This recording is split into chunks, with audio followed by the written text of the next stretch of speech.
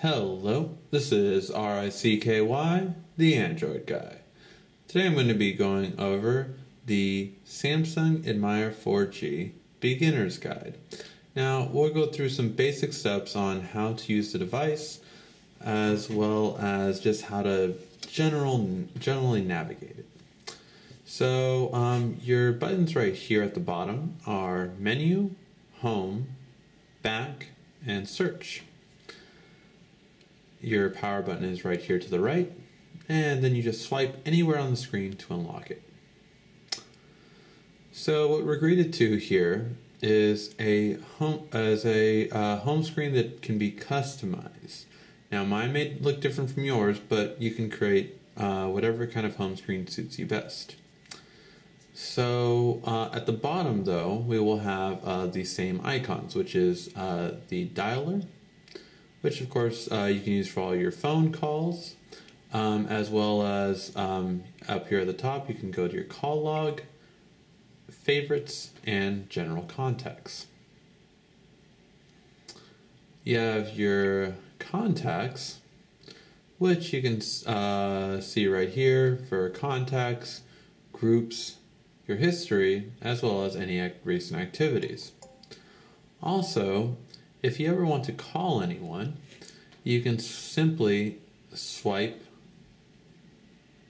this to the left to the right to call, or you can swipe from the right to the left to send a text message.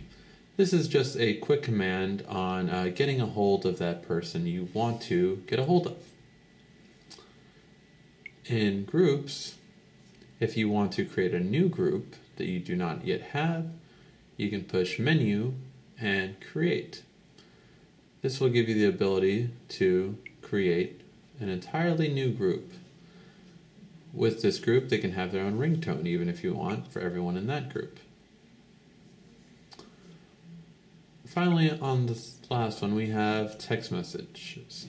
So messages to create a new one, and you can go from recently contact, and this little paper clip right here is to attach a picture, a video, a recording, audio, or slideshow.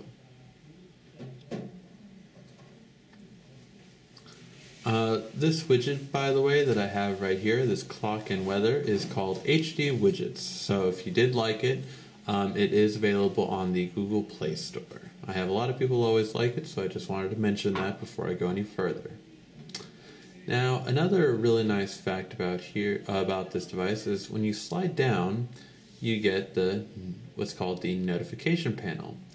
Notification panel is where you get all the different notifications, and you can clear them by touching each one individually and seeing and addressing each one, or just simply pressing the clear button.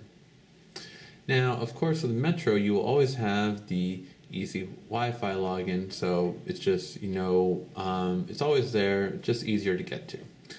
Now, you also have the Wi-Fi on and off switch right here, the Bluetooth on and off switch, the GPS on and off switch, and the vibrate sound and just vibrated sound actually. You also have airplane mode, which is supposed to be used anytime you're on a flight. Now, to find all of your apps, it's this little blue square right here at the bottom. And this will take you to every one of your apps. And first you will have all of the built-in apps, and then you will have the apps that you've downloaded recently. Now you can edit them and move them around. Also, any app that has the minus mark can be uninstalled simply by pushing it, and then it will delete the app. And if you want to move an app, you can just hold it down and just move it aside. If you also wanted to, you can view it in a list view to have all of your apps viewed this way. It's a preference. I personally like to swipe this way. Now, a couple of apps you should know about.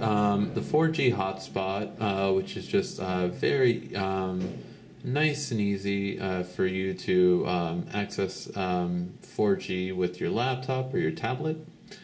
The App Store provided by Metro, smaller store but still has its uses.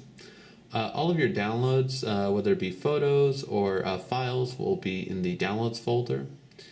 Your camera, of course, will be for all the photo taking and video taking. Your clock will be where you have your alarm, stopwatch, and timer.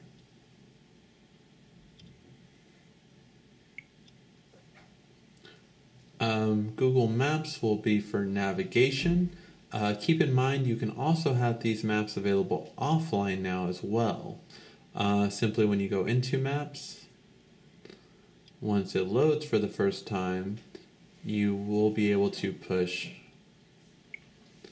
Menu and Make Available Offline. This will allow you to have maps in your area available offline so you don't use data. You have Memo to write any kind of quick notes to yourself.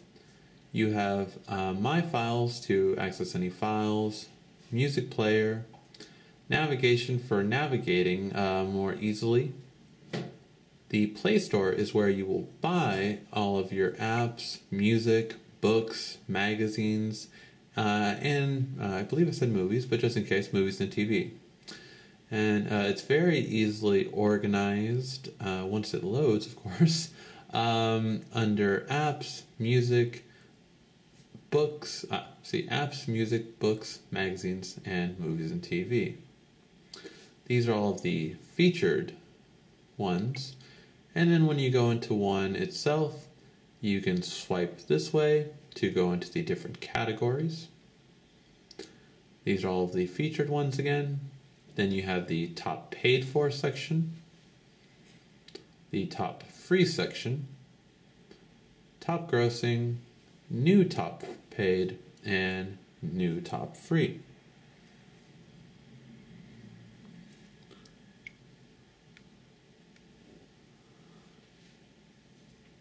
Other apps you should know about is Quick Office to open all Word, PowerPoint, and Excel files. You have Talk, which is for video chatting to use the front camera. You have Task Manager, which if your phone is ever going slow, you just push the Task Manager button, go to RAM, and then clear memory. And this will improve your phone's speed. And finally, let's go into Settings. Settings will be at the bottom left right here. And besides wallpapers and search, you can go into settings onto the bottom right here. Now here we can go into wireless and networks, where we can change our Wi-Fi settings, and we can see what we're connected to and what's available. Anything with a lock does need a security code, of course. 4G hotspot, Bluetooth settings, call settings, which you can program your voicemail,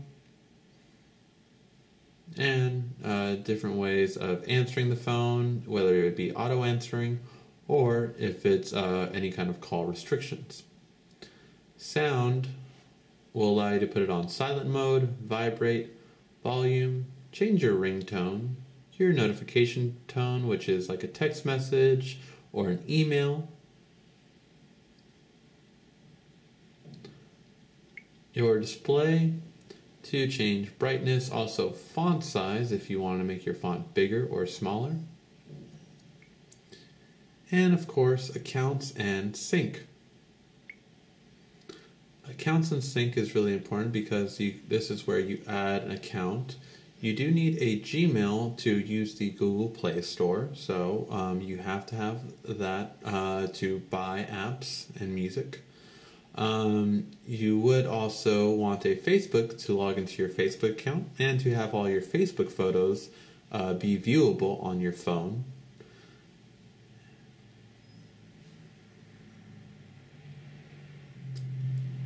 And finally, the last one is for storage. Now, for this device, we are still allowed to move apps onto an SD card. And this is how much storage I have on my system, and this is how much storage I have on the SD card. If I wanted to move apps from the storage to the SD card, I would go to Applications. From there, I would go to Manage Applications, and I would click on SD card.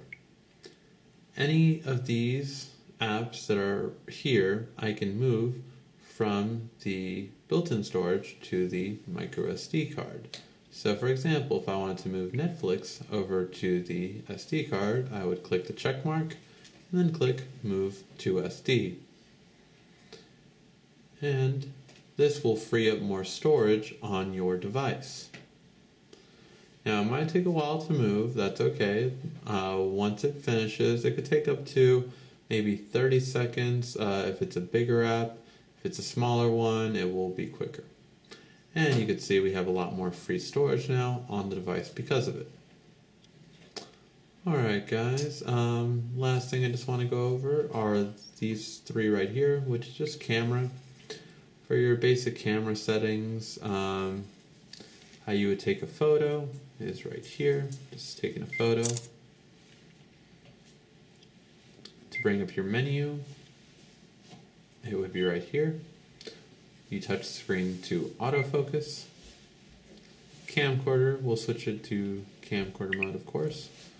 So then you're recording, and you can either pause so that it's still one file, or stop to end the full file. You can push this little bottom square right here, which will take you to your previous photo.